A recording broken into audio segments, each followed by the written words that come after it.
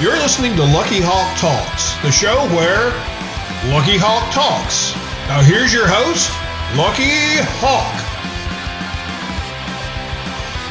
Hello and welcome to another classic edition of Lucky Hawk Talks. I'm your host, Lucky Hawk, and this episode is coming from April 2013. Now, Kevin Kerslake may not be a household name, but he should be. To me, he is an unsung hero of the 90s. His visionary work in photography, commercials, and most importantly music videos shaped the identity of the so-called MTV generation of the early 90s. Though you may not know his name, you will certainly recognize his music videos with the Stone Temple Pilots, R.E.M., Green Day, Smashing Pumpkins, a little band called Nirvana, and the Rolling Stones. So sit back and listen to Kevin tell me about his career, and maybe you'll learn something. How did you get started at directing music videos? Oh God! I was in film school, and I done some shorts that I was fortunate enough to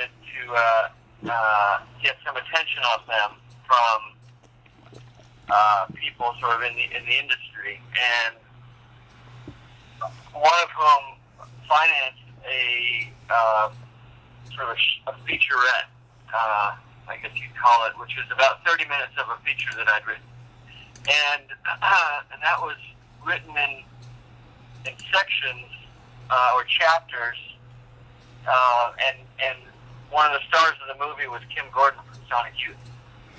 So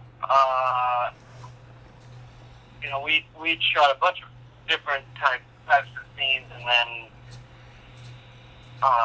when the band saw one of those chapters, they thought, oh, that's really cool. What if we just put 10 seconds of band footage in the middle of it, and then we'll slap a music video tag on it and call it a day.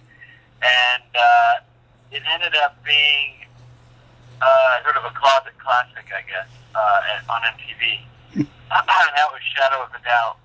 So sort of backed into music videos without any intention of ever doing one. But I was, luckily it put me on that path for a bit and made some cool stuff. Now, obviously, the state of music videos has changed since your time back with Nirvana and all that. What is your current opinion of the state of music videos? Well, I guess there's two sides of that. One is the art side, and the other is the business side. And I still think it's really fun to do music videos. I still see a lot of great work, and so that's on the art side, I think it's thriving. I don't know if you can compare eras necessarily, but there definitely is a lot of talent, people working in that world. On the business side, I think that it's faltered quite a bit. That's for a number of reasons. At labels, everybody tries to formalize something that works. Sort of to clone things that don't have any business being cloned, and MTV, obviously the wheels fell off at the network on the music video side. So those two chief circumstances really have led to its demise in a business sense. Ultimately, a music video is a marketing tool, and bands were fortunate enough to have a forum like MTV to present or showcase who they were. And now that that's been stripped away, the alternatives are mostly online, and some of them are great. Vivo's cool, and everybody gets their videos through different sources, and it's just a matter of really finding a needle in a haystack now, because MTV, in effect, was the curator, and you knew that what you were getting when you turn on the channel. You don't know what you're getting when you log on to YouTube or any of the other places that you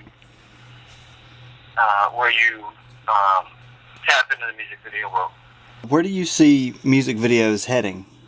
Well, I guess as long as there's bands and musical artists, I think that people will always marry music and picture together. It's just a natural instinct, probably for bands and definitely for filmmakers. Mm-hmm. And so, whether it's in the format that we know now, who knows? I know there's a lot more live stuff going on now than there was before. So, from a marketing perspective, the purpose they served for bands in terms of showing people who they were, I think that it's the format of music videos is changed, and will keep changing, I think. People don't buy DVDs as much as they did, so home video of live shows is different now too. So now you're actually you're even cutting up live shows more often into singles or EP type formats than we ever did. Mm. Obviously, coming up with ideas and concepts for videos is one of the most important parts of the process. Who that you've worked with has been the most involved as far as concept and ideas? I don't really know. It varies quite a bit.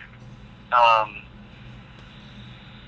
don't typically like to do ideas that are given to me. Mm-hmm.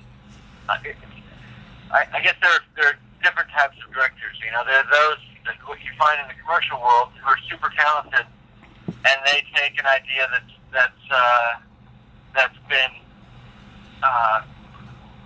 it's gone through all the corporate channels in terms of approvals and things like that, and their job is basically to execute an existing idea.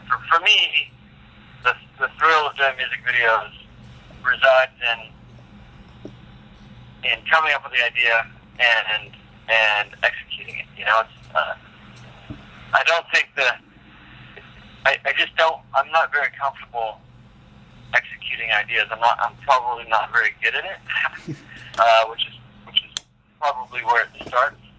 I just feel a lot more comfortable with my own ideas. It's understandable. Some of my favorite work of yours is your work with Nirvana.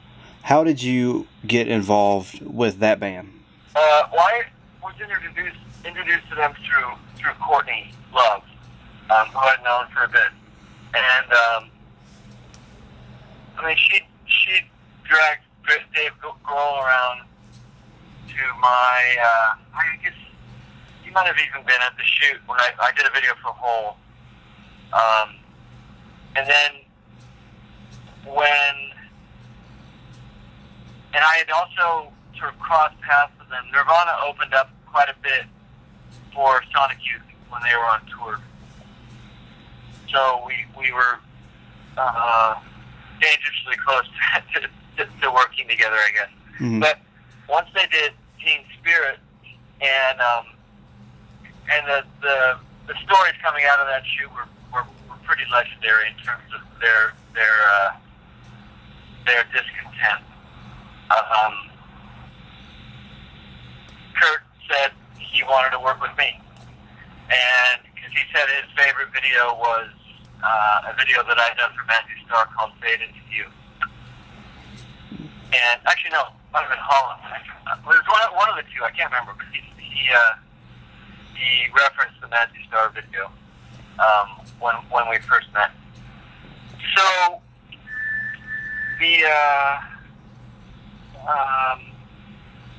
when it came time to do "Come As You Are," which was the second single off the album, off of Nevermind, he just pretty much made that happen. Mm-hmm. And then when we started to talk about the process, he goes, you can do whatever you want. I just don't want to be in the video. And he was sick of himself and all the other guys ending up on all the the magazine covers. All the newsstands were filled with their pictures. I think they were just sort of over the publicity aspect of doing promotion. And Kurt also had a pretty good sense of art history. He was pretty knowledgeable of film history. We had a lot of the same taste. So there was just a trust factor there that he just wanted to get in a situation where he was working with somebody who thought alike, and he didn't have that on the first video at all. Correct me if I'm wrong, but you were set to direct Heart-Shaped Box. Yep. And are you able to talk about what happened there? Not really, no. Okay. Sorry about that. No, that's okay. I figured I had to ask. I mean, a lot of it's sort of public record. I don't know if court record, but I've read accounts of it which are completely untrue in terms of what happened. But can you at least say what isn't true? I can't really talk about it. Okay. It's just not. It's not very safe. Yeah. No, I figured I'd have to ask though. You've worked with some huge people. Did you ever get, or do you continue to get starstruck? I guess so. In my own way. I mean, it's funny. The reason why I wouldn't is because when you meet your heroes or people that you've really looked up to or been fond of their work, a lot of those people are we live in a world of misfits, right? And everybody has their dysfunctions, and I think that enjoying their work and hanging out with them are pretty much those two.